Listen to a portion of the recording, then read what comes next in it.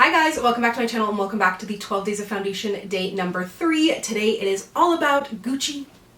We bougie today. If you have missed the first 2 days, I'm reviewing 12 foundations in 12 days, so they will be linked down below, and every day I'll be showing you application, wear, how it looks in natural light, how it looks at the end of the day, flash photo. The past 2 days have been a cry test. Feeling more uplifted today, so we'll see.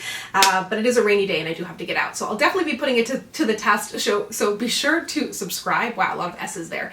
But let's go ahead and get started. So if you've yet to actually try any of Gucci Beauty, I have to say I've been really impressed, especially when it comes to luxury brands. I expect really scented products. I expect obviously very high price tags, potentially really nice packaging, and then also just poor shade ranges and probably not that great quality, but I have not found that to be the case with Gucci. They came out strong, and I really feel like, especially with the foundation, they came out with 40 different shades in an actually great shade range. The bronzers have a great shade range, the blushes have a great shade range, so it really feels like it's, you know, sprinkled throughout the range, which I really appreciate because this is probably the only Gucci I'll ever purchase. And speaking of, it retails for $68 American, $88 Canadian. I did work with them last year on a campaign, which was super cool, but I had actually purchased the foundation before buying it and then became obsessed with the bronzer, the Gucci bronzer. One of my favorites. But this is the Natural Finish Fluid Foundation, and you are getting 30 milliliters or your full fluid ounce, and I have mine in the shade Medium 320C. I don't know if it's still on their website, but at the time they had a really great system to be able to match yourself to the shade too. I love their naming system. And you get kind of a light pink cap there with like a gold little pump. So really cute packaging. So let's get this on my face. So I didn't end up ever reviewing this foundation, but I did wear it a little bit last year. So what I did notice right off the bat when I first tried this was that the pumps come out really small, so you can definitely control that $88 worth of product.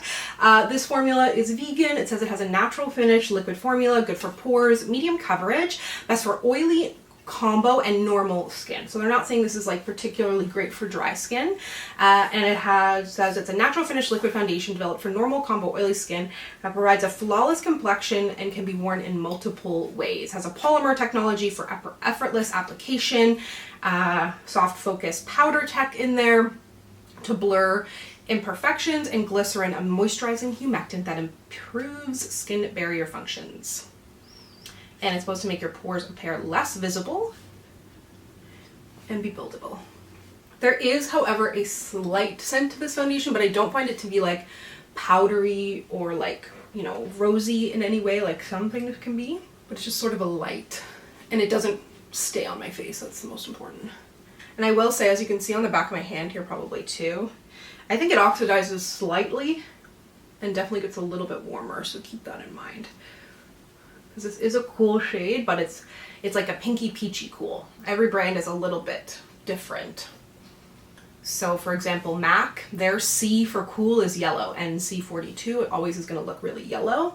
But for example, these guys with their cool, it's more pink. So MAC is kind of the only one really doing that. But I really do feel like, however, I can see that, I don't know what they're calling it, polymer technology, soft focus powder tech, whatever that tech is, it does really actually make the skin look smooth. It's just a very well balanced foundation in terms of the texture, in that it's not too matte, there's not too much sheen, and it really does have this sort of soft look on the skin. I don't know if you can tell there, but I can definitely see it in person. It looks like, not that it looks like makeup, but it just, the way it sits and blends into my skin is very natural, very nice, but it, you know, it's makeup.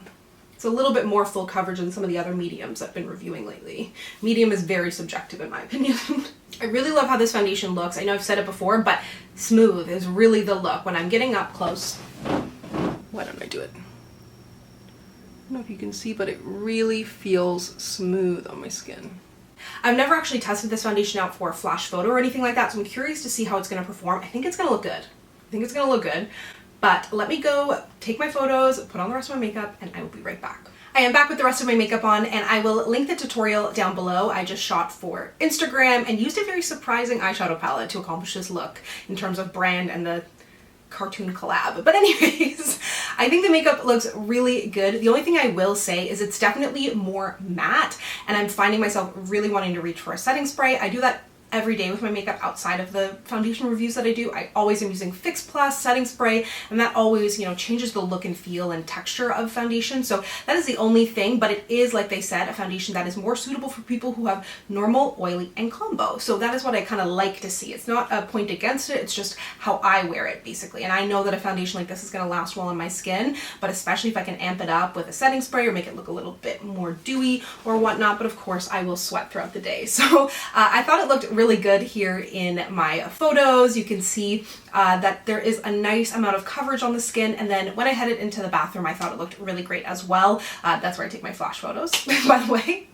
But yeah, I thought it looked great there too. There was no major flashback, and considering this has a little bit more coverage than some of the other foundations I've reviewed over the past couple of days, although there's no SPF, I wasn't sure exactly how it would perform, but I thought it looked pretty great. So I don't know. What are you thinking so far?